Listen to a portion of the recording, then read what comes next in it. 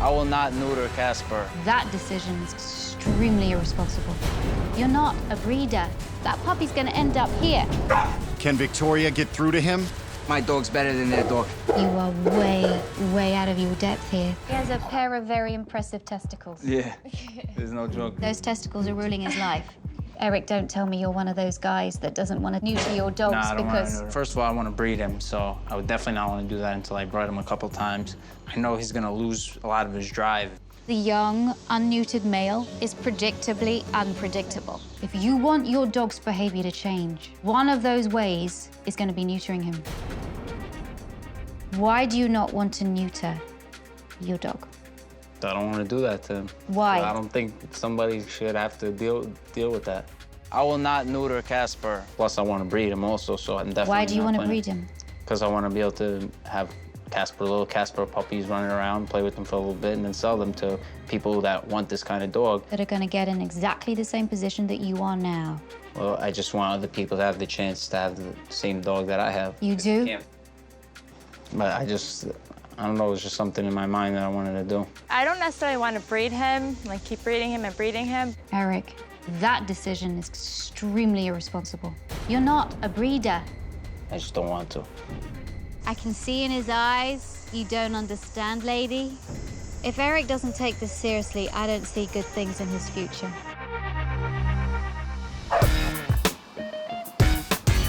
After showing Eric the success that Mike and Earl's training can have, Victoria wants them to show him what they can do with Casper. I notice Casper blows him off all the time. It doesn't listen to him. There is a good relationship there, but there's also a relationship that has been based on the shock collar, on punishment. There hasn't been a lot of positive reward. So what would you like to do to get acquainted with him? We're gonna go through a few really basic foundation relationship exercises.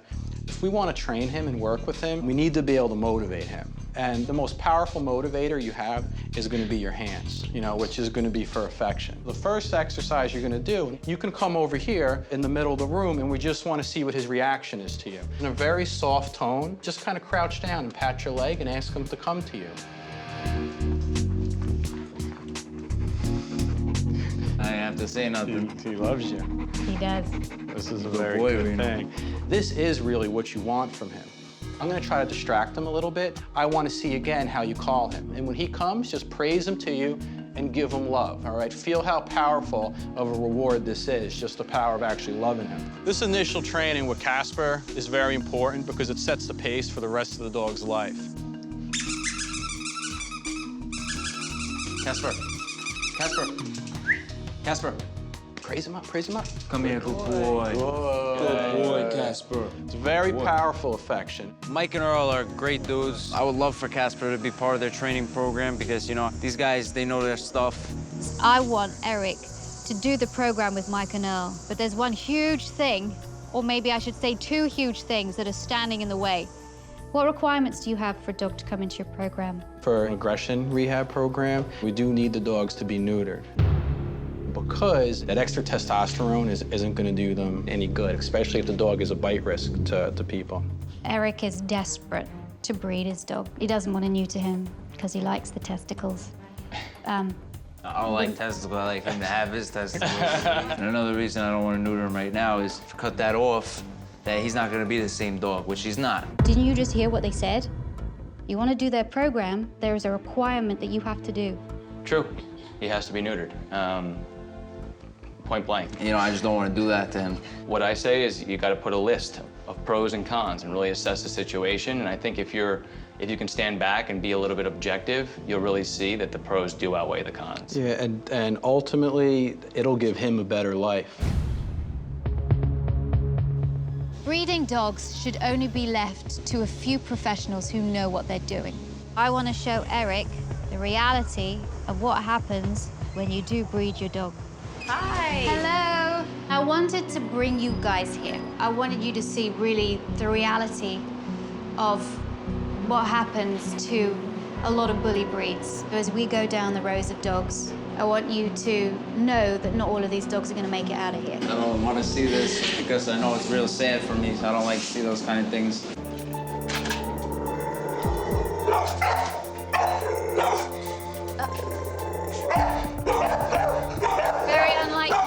these two will make it out alive.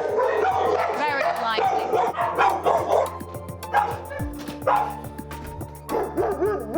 Do you notice how many bully breeds there are in here? Yeah.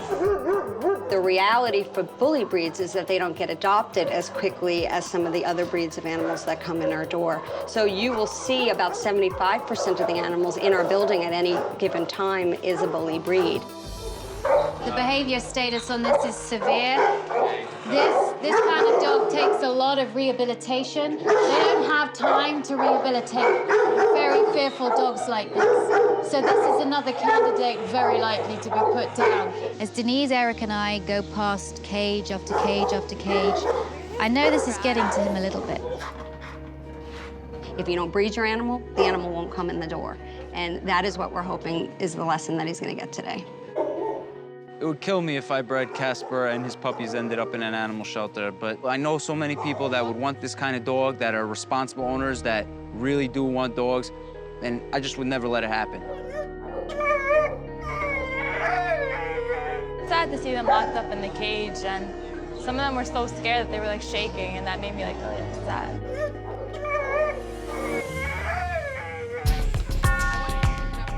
Julie wants to show Eric and Denise one more dog. This guy his name is Dillinger.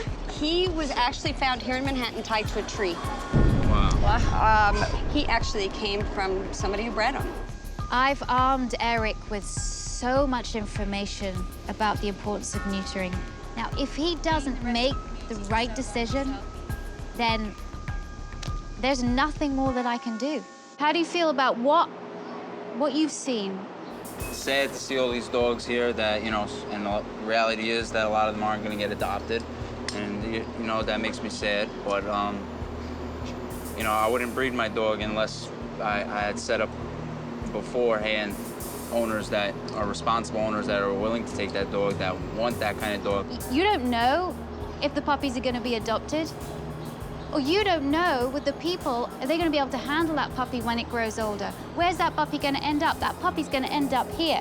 I would be so upset if Casper had puppies and they ended up in the shelter, because what I saw at the shelter was not like a pretty sight, and I wouldn't want to see more dogs added to it. I know a lot of people go ahead and get these dogs not knowing what kind of responsibility it is, and then they can't handle the dog, and then they end up here, and that really pisses me off. But Eric, around 4 million dogs are put down in this country every year. 4 million. I have myself witnessed many, many euthanasias, all of bully breeds, because there was no space.